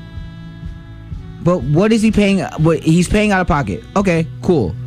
He paid out of pocket to a country that accepted him in the first place to get the healthcare. Because remember, these are Republicans who don't want to accept immigrants to their accept immigrants to the country. They don't want to they don't want immigrants to get healthcare at all. They just say, "Hey, if you're bleeding and you're an immigrant, you ain't got the right paperwork. Just bleed out in the middle of the street." So they accepted him. They took his money. So what happened when they paid taxes? The tax money that they have to pay then goes into the service so that the other Canadians that live there will get the free health care to that clinic. Yes, that is correct. So indirectly or actually directly, because he's using his own money. He's not I can't even say that. He's a U.S. taxpayer. He's a U.S. representative. He was using American money. He was using taxpayer money that he got for representing Americans to go to Canada to get health care. You know what? I had never really thought about it, gone through that. Yeah, there's like ironies, stacks. So when I hear Bloomberg say, "Hey, entitlements is going to bankrupt the country. We can't do that. We can't do that. So you know what? If you're 85 years old and you have cancer, we're not going to give you the medical care that you need. We're going to tell you to go die slowly." Hey, let me ask you, here's just a hypothetical question, and it might veer off a little bit from what we're talking about, but a country that spends $730 billion on war, but doesn't have a healthcare system, crumbling infrastructure, social programs on the brink of destitution. That sounds pretty bankrupt to me. Or at least. Well, there is a lot of wealth in the United States, but it ain't in our pockets. That's for sure. Remember, this is Bloomberg. This is the same person who banned big gulps because he was trying to fight the obesity epidemic in New York. Instead of giving people health care, Instead of giving people raising the minimum wage. And actually, this goes to the next story. I'm about to pull it up on my phone. This goes to the next story of him not giving people a living wage. He banned big drinks. He banned, yes. And by the way, that just if he actually, oh God, worst case scenario, he starts running against Trump. Like, that's all it's gonna take to lose him the election. Like, look, I'll say with Michigan, Ohio, Pennsylvania, we like our 64-ounce pops. Dog, it's not even even that, bro. The thing, like I said this earlier in the show. I said he's the now modern Strom Thurmond. Now when I think about it and I look at all of his policies, he's just like Trump. The only difference is that Mike Bloomberg is an actual billionaire. I don't think Trump is, and Donald Trump has had sex with porn stars and he hasn't. Yeah, that's the only difference, because he's also had sexual assault allegations on him. And another one of the stories that he made a woman sign a non-disclosure agreement because about the incident that he told a pregnant woman who was expecting to have a baby to kill the baby because he doesn't want her taking time off work. You know, there's this quote that I saw bouncing around. It was getting shared around on Facebook and Twitter. And I think it really goes to the root of, Bloomberg's character and this sort of decision, this choice that we're being offered, potentially. And it's, for marginalized people, when we see you out there, standing Bloomberg or supporting Bloomberg, we look at you and we see somebody who, if Trump had run as a Democrat, you would be wearing a blue Make America Great Again hat right now at this moment. Facts. Yeah. Facts. The only difference, like I've been reading, like, again, that's part of our show. We dig into these folks' records and, all that stuff. And even though, again, I'm pretty far to the left, just looking at Bloomberg and Trump, just comparing them side by side, like the biggest difference I notice is just that Bloomberg is more competent. So, like, he would be a more competent, authoritarian, sexist, racist president. He'd be able to do a lot of the stuff that Trump does, but do it a little bit more competently. Do it in a way that doesn't get as much attention all the time. To a lot of people in 2016, they made the argument that, like, they're both just as bad. I'd say Trump was definitely worse, but in the case of Bloomberg versus Trump, I really have a hard time seeing it. It's like the finish line. It's like a photo finish. Like, they're both awful, and in a lot of ways, Bloomberg could be worse just by the fact that he's not as stupidly offensive all the time. No, like, he's offensive all the time too. The problem is he owns Bloomberg News. He has Bloomberg Terminal, so that means Wall Street likes him because those are his customers. He employs, again, what has he done? He has spent millions of dollars in advertisements. So a lot of these struggling media stations are playing his ads because that gives them revenue. So the people who's supposed to be doing what we're doing and fact checking him and looking at his history, at best, Bloomberg has bought their silence, and at worst, he's bought their compliance, which means they will defend him. Joy Reid recently did so. Joy Reid, who said Bernie Sanders is not a Democrat, this is why he cannot be a part of the Democratic Party, recently said after he won New Hampshire, said, Mike, we need a fighter in the party. And this is why Mike Bloomberg has an advantage. He has an advantage because he used to be a Republican and he can fight like one. And he can be an independent. And he used to be an independent. So he can bring in those people in the party. She recently said that. She's one of those people who, if Bloomberg was to run, if Trump was running in the Democratic Party, she would have had a Make America Great Again hat. Mm-hmm. Yeah, it's beating the Republicans at their own game, right? And also, how nihilistic do you have to be to think that to save our democracy, we need a billionaire oligarch, racist, sexist billionaire oligarch on our side. With authoritarian tendencies, too. Let's not forget that. No, to fight the other authoritarian, racist, sexist billionaire. We are so cynical. We are at onion levels of reality. Yeah. The Onion literally wrote the DNC considering running Donald Trump to stop Bernie Sanders. Yeah. We are literally there. All that's missing is a can of spray tan and then you know what? That should be an Onion article itself. Tom Perez runs down the street to get orange spray tan for Bloomberg. Oh man. Yeah. Oh man. But dog, okay. So this transitions into Stacey Abrams. So please, actually, let's take a break because I actually need some water. All right. Let's take a quick. Well, I mean, the show's almost about to end, so we'll take a quick 2-minute break because I need some water, and then we can. Then I can plead to my sister Stacey. Stacey, I need you to come to the front of the congregation. I need you to come to the front of the congregation. We need to have a conversation.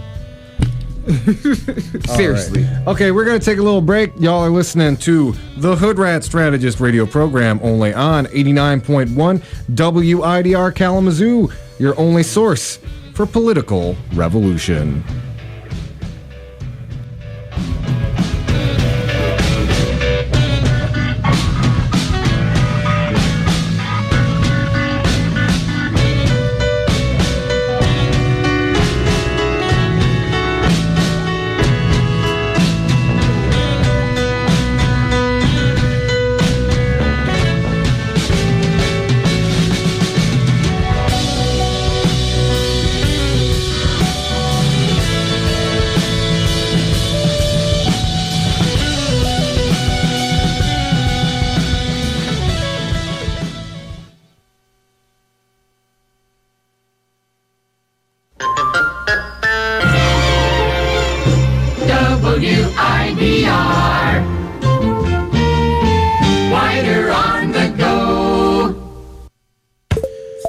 Voting is important. From deciding Kalamazoo's best drunk food to picking the fan favorite for Wider's Battle of the Bands, voting allows people to voice their opinions and change their world.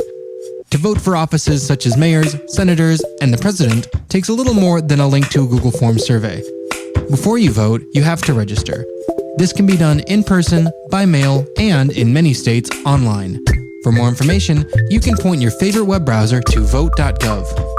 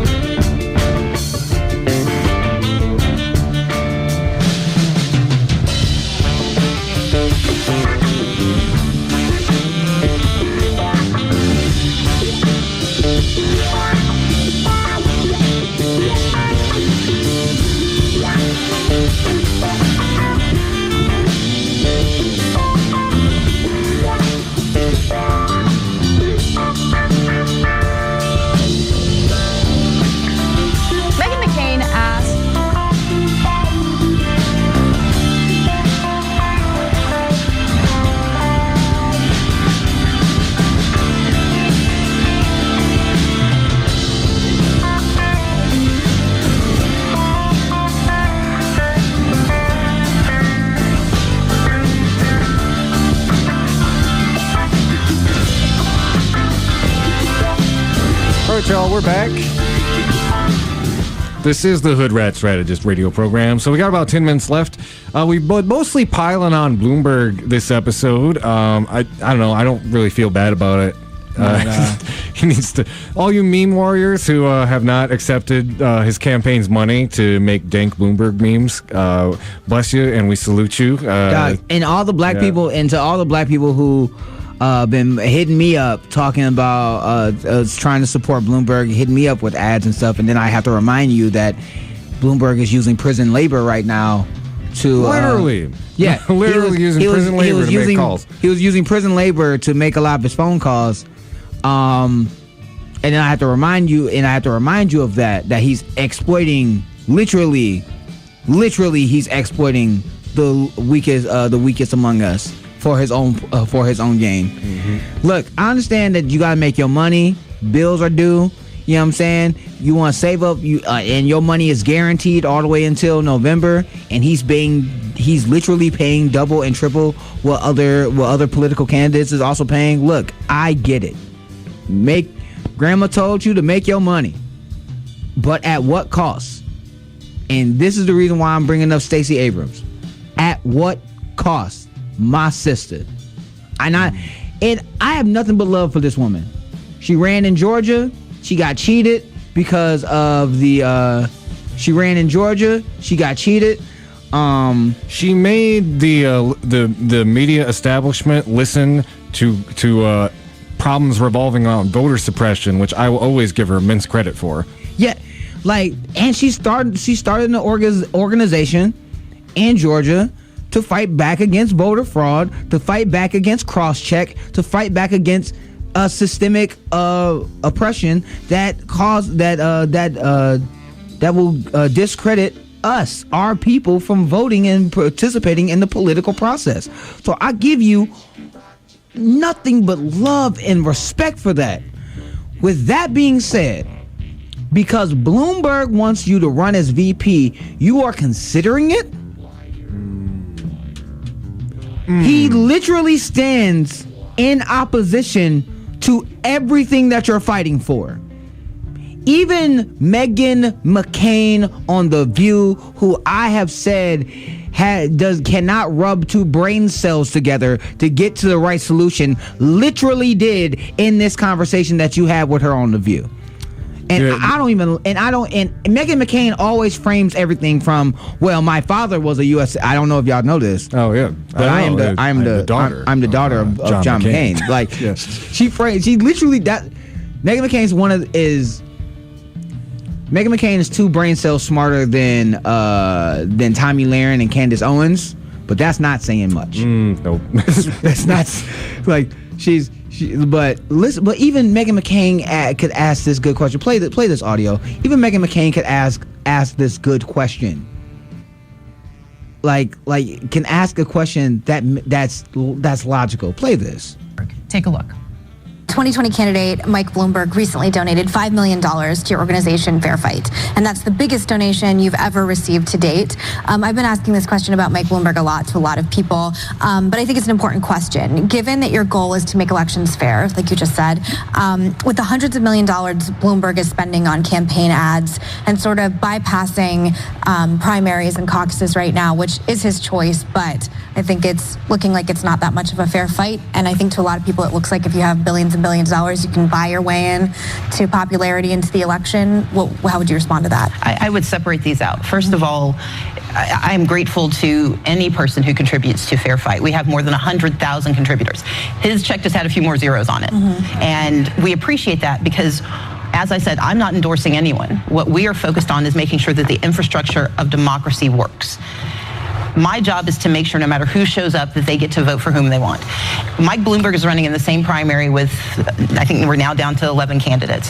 But the reality is the people who are making the decision will decide if they think he needed to run a different race. So I want to have a discussion about our answer. We also got this from the Young Turks, and shout out to the Young Turks. They are doing the Lord's work. She also gave another statement after that, which I don't feel like reading because her answer on The View was garbage enough. It was bad. Yeah. Okay, so first of all, You don't care where the money's coming from? You don't care where the money is coming from. And if your core belief is you're fighting for equal representation for everybody, and your core belief is inequality, and you also understand that because of the race that you were in, that the money that was being pumped in influenced the gerrymandering and rigging of your election, you don't think that same money that's given to your company will not influence your decisions? So again, let's a dubious premise again. So let's play this out. Let's say I'm J.K. Rowling. Let's say I'm J.K. Rowling. I wrote Harry Potter, right? I wrote the Harry Potter series. I helped create the movies of Harry Potter. Do you think that, and I give money to this organization, do you think that the teenagers and the school systems that bought my books are going to influence your decisions? I don't think that those teenagers and those school districts are going to unless those school districts are into charter schools or they want to privatize more schools, then yeah. If they're into union busting, then yes, they will influence your decision. But if they're a public school who's looking for public financing from someone who needs more public financing, needs more public support, and I'm just a writer, I'm a writer that wrote a fantastic book that people like, then no, there's a level of degree of separation that's going to affect your decision making. At the same time, what if I'm giving money to the private prison industry that's separating families at the border, or importing jobs that would be going overseas for cheap prison labor?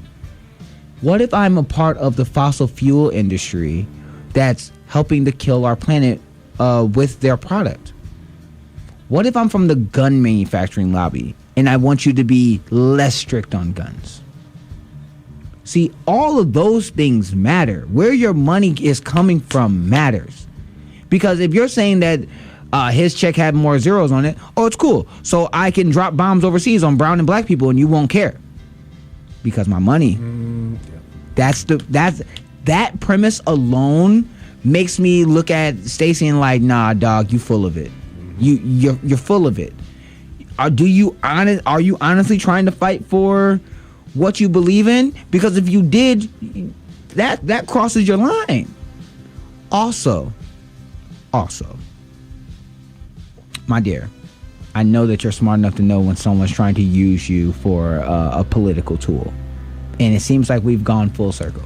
Mm-hmm. Because let's be honest, President Obama didn't choose President Obama did not choose Joe Biden as his VP because of his stellar record on the civil rights, or because he'd be a great progressive champion. Yeah, no, he didn't do that. He picked Joe Biden so that racist white people that's still in the Democratic Party would feel comfortable with a voting for a black guy. That's facts. Mm-hmm. That is the fact. If you believe anything else, you are lying to yourself. So what is Bloomberg doing? He's going to use you as a, hey, black folks, I'm not as bad as you think. Mm-hmm. Hey, black folks, I got this black lady here. Hey, all you woke people out there, don't you see how progressive I'm being? I have a black woman as my VP. Just ignore the sexist and racist ideas and policies and things that I've said and done in my past. Also, you're talking about you're talking about your whole core premise that you've been fighting about is talking about integrity, right? This man bought his way into the Democratic Party. This man used to be a Republican who supported George W. Bush in the war in Iraq, who lied us into an international war with a country that did not attack us. He supported that. He advocated for that. He advocated for people like us. Your black brothers in Georgia would have been stopped and frisked by this person who was in power. when y'all wanted to fight back, like with Occupy Wall Street, after your houses got taken by the banks that he had as customers, he would have cracked your heads too, just like he did with Occupy Wall Street. He fought against and sued the city of New York to not increase a minimum wage, not even for all New Yorkers, just for the people who are getting government contracts. He fundamentally, as a human being, represents everything that you fight against, and you're planning on or you're thinking about running as his vice president.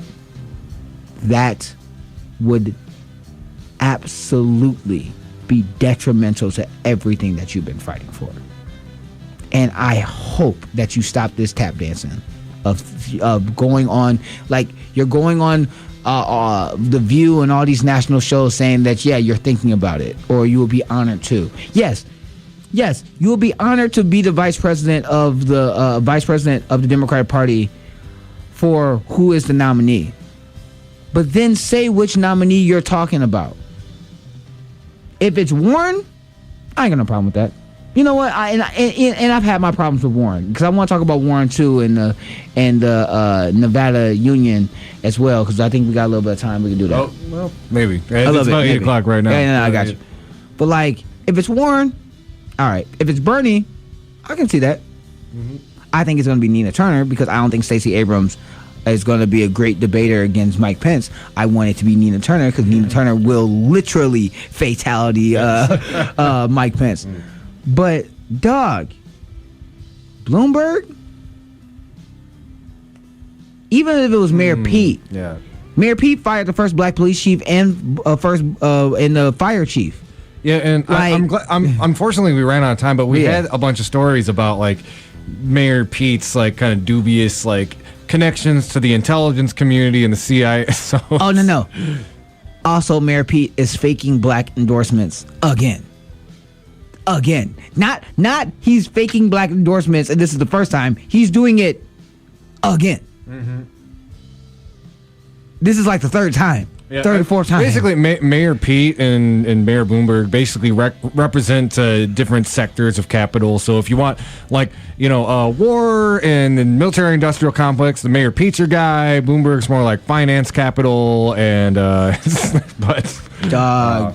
I digress. And just to make my last point. Miss Abrams. When I looked at your policy when you ran last time, I was concerned that you were not progressive enough. But if you're considering this, and that's your argument that you're making, you are literally making an argument that goes against your core principles. Please stop. I'm begging you, sister. Please stop. Because you are better. You deserve better. You are loved and beloved, and you deserve better. You deserve better than that garbage that they're giving you. Just because someone gives you crap does not mean you need to eat it. Mm-hmm. And that is crap. And that's all I gotta say. And I think I'll close out the show by saying, if a Bloomberg staffer, if you're like an influencer or you make dank memes on the internet, if they corner you in an alley or out in public, just remember, if you make memes for the man, you're a scab.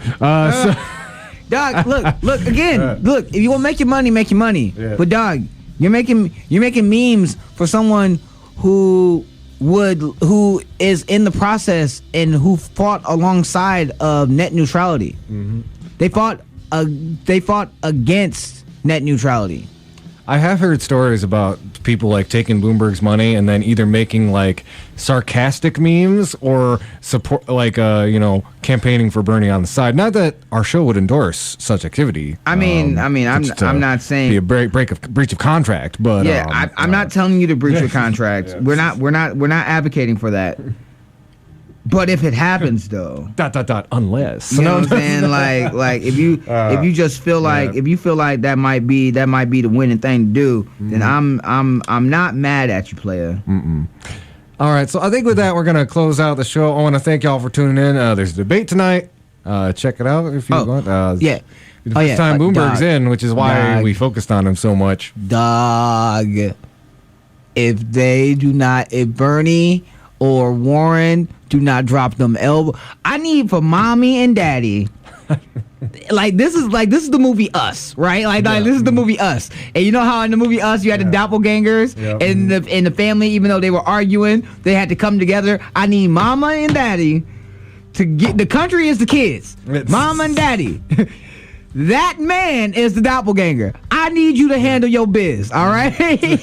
That man is the doppelganger. Handle your biz, all right? Lesser evil, greater evil. The greater evil is definitely going to be up on stage there. So, man, I need y'all to throw to give hands, all right? Mm-hmm. All right. So I think with that, we're going to close out the show. I want to thank y'all for listening. Again, you can find our episodes on YouTube and also through our Facebook page after the fact. We'll probably have this one uploaded sometime tomorrow evening. Until next time, thanks for tuning in and keep on fighting for that revolution solution.